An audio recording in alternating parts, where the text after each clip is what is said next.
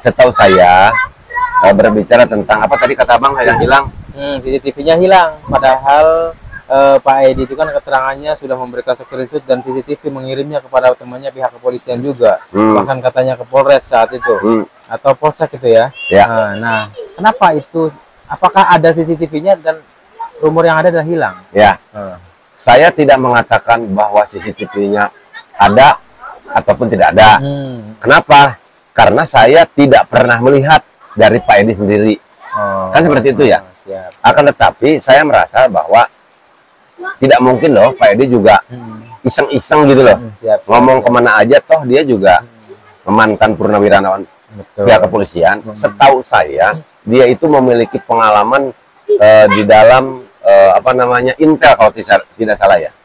Yang dimana Intel ini dia itu lebih setahu saya ini mohon maaf kalau saya tidak menggunakan bahasa kepolisian lah ya. Setahu saya mereka ini kerjanya itu bisa dikatakan lebih senyap gitu loh, dengan jiwa intel yang dimilikinya untuk bagaimana dia bisa mendapatkan sebuah informasi.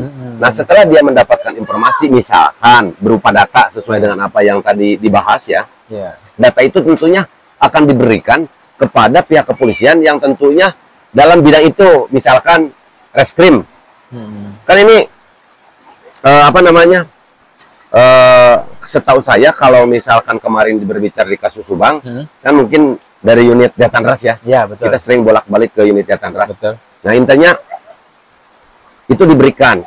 Mungkin cara berpikir Pak Edi tidak salahnya toh, karena dia posisinya apa namanya kan masing-masing memiliki kewenangan ya. Nah, intinya walaupun memang dia misalkan tidak sedang dalam tugas misalkan, misalkan Pak Edi itu misalkan ada seseorang yang dia itu polisi, kebetulan dia lepas tugas. Kalau dia itu melihat ada tindakan kejahatan pada saat dia pulang dinas atau mungkin pada saat dia libur, kan tidak akan didiamkan begitu saja toh. Pasti naluri atau insting jiwa polisinya untuk bagaimana bisa melakukan sesuatu sigap terhadap sesuatu yang terjadi pasti toh dilakukan. Nah, begitu juga dengan Pak Edi menurut cara pandang saya. Apalagi waktu itu Pak Edi kan masih berdinas. Ya setidaknya dia mungkin karena memang TKP-nya di wilayah Polsek Jalan Cagak, setidaknya ingin dapat memberikan informasi kepada institusi atau mungkin dalam hal ini pimpinan atau mungkin rekan-rekan yang berada di sub bidang pekerjaan yang taruhlah saat itu karena TKP ya kembali lagi sedang apa namanya berada di wilayah hukum Polsek Jalan Cagak. Nah, selanjutnya ditangani oleh Polres Subang ya. Ya tentunya dia itu ingin memberikan, misalkan datanya itu tadi misalkan diberikan. Sekali lagi saya tidak tahu terkait data itu ada atau tidak ada, yang tahu tentunya kan Pak Edi. Karena saya tidak pernah melihat data itu. Nah, cuman kalau melihat pengalaman beliau dari jiwa Intel, ya memang seperti itu. Toh dia memberikan juga data itu mungkin tentunya bukan diberikan kepada misalkan ya kepada yang bukan haknya. Ya kan? Nah, terkait data itu sekarang dinyatakan tidak ada, ya saya rasa itu sudah di luar kapasitas Pak Edi lagi kan seperti itu. Nah, karena itulah saya merasa bahwa Pak Edi itu seorang mantan purnawirawan pihak kepolisian yang bertugas di Polsek Jalan Cagak saat itu.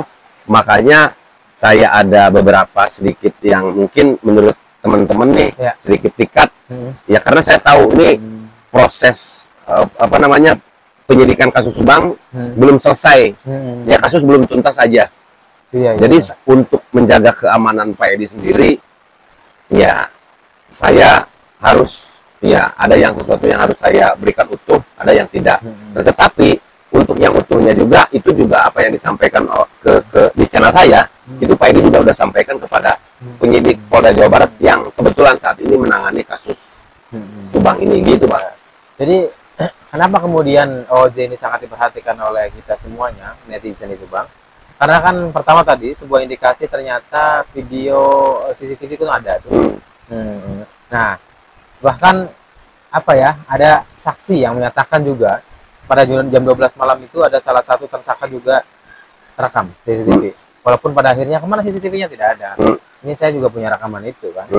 Salah satu saksi di Jalan Cagak di kasus Subang ini ya. Lalu kemudian begini Bang, kenapa Pak Edi itu sangat penting? Karena kan kita tahu sepanjang jalan antara ke Jalan Cagak dan TKP itu kan sangat banyak CCTV Bang. Saya bukan orang Jalan Cagak, tapi ketika saya sisirin itu sepanjang jalan itu, ternyata CCTV-nya di mana-mana. Termasuk adalah ketika ada sebuah percakapan antara Pak Yosef dengan Danu itu, kan di Jalan Cagak di kota itu Bang. Artinya CCTV banyak yang merekam seharusnya. Sudah lagi, saya juga mendengar nih Bang, bahwa perjalanan CCTV yang disisir itu adalah dari Bandung sampai Subang. Karena waktu itu adalah ada sebuah indikasi Avanza putih, Silver lah ya, kemudian NMAX lah ya, yang datangnya dari arah Bandung lah. Akhirnya ternyata situ ada sebuah indikasi disisir sampai Bandung Bang. Nah, apakah di antara CCTV itu tidak ada mendeteksi di antara para pelaku dalang maupun tersangka yang sekarang? Kan kira-kira begitu. Akhirnya wajar saja netizen mengira-ngira, menduga dan sebagainya bahwa oh ya memang ini adalah sengaja diskenariokan. Akhirnya adalah OOJ, kira-kira begitu loh Bang. Betul sekali Bang. Jadi begini Bang, tadi kata Abang dikatakan dulu pernah sempat ribut ada motor NMAX warna biru, mobil warna silver putih, itu kan ya. Ya wajar masyarakat pemerhati kasus Subang menduga-duga adanya OOJ seperti itu. Sekarang logikanya begini Bang, kita kan juga mendengar nih dulu sempat ramai juga bahwa di dalam mobil ini terpantau ada beberapa orang, ya intinya ada orang yang terlihat lah. Iya, betul. Ada perempuan lah, ada sekian gitu kan, seperti itu. Nah, itu kan di dalam mobil. Terkadang kaca mobil kan pakai hitam Bang. Tapi kan bisa kan seperti itu. Ada rumor terpantau kan. Iya, betul.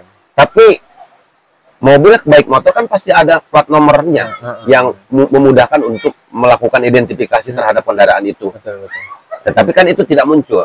Jadi menurut pendapat saya, dulu itu sempat ada rame-rame hal yang mungkin sampai saat ini kejelasannya tidak jelas. Mungkin itu ada, bisa dikatakan ya sengaja aja dicipta kondisi seperti itu mungkin menurut saya. Nah, menurut pendapat saya. Termasuk netizen juga mengira seperti itu Bang. Nah, terus lagi Bang, begini. Kalau saya melihat dari percakapan alur ya antara Pak Edi dengan Bang Heri itu, netizen kan kemudian mengira-ngira, menyambung-nyambungkan, dan di situ kemudian asumsi yang beredar begini, bahwa Pak Edi melihat di dalam sebuah rekaman CCTV maupun foto yang dikirim itu adalah ada di antaranya adalah para tersangka, ya minimalnya satu tersangka lah, minimalnya begitu. Nah, artinya kan jelas tuh Bang, kalau memang itu mau diusut dari awal sudah ketahuan dalam waktu 24 jam sudah ketemu, kira-kira begitu Bang. Nah, ini juga kemudian yang menguatkan perkiraan netizen itu, dugaan netizen itu ini ya benar-benar OOJ gitu. Kalau sampai OOJ tidak kemudian diselesaikan maka apa ya nama institusi sendiri. Sekali.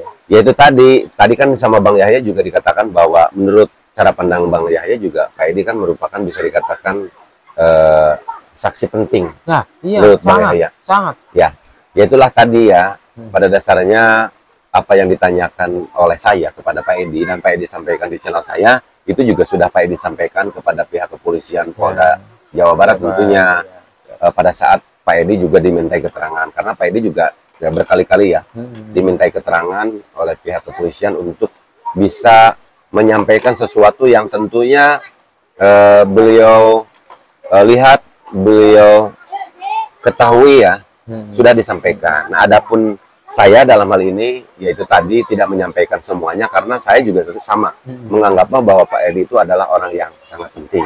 Jadi tidak bagus apabila saya tentunya walaupun memang ini sudah ada kesediaan beliau gitu loh untuk menyampaikan hal itu, tapi saya sendiri ini tidak bagus nih.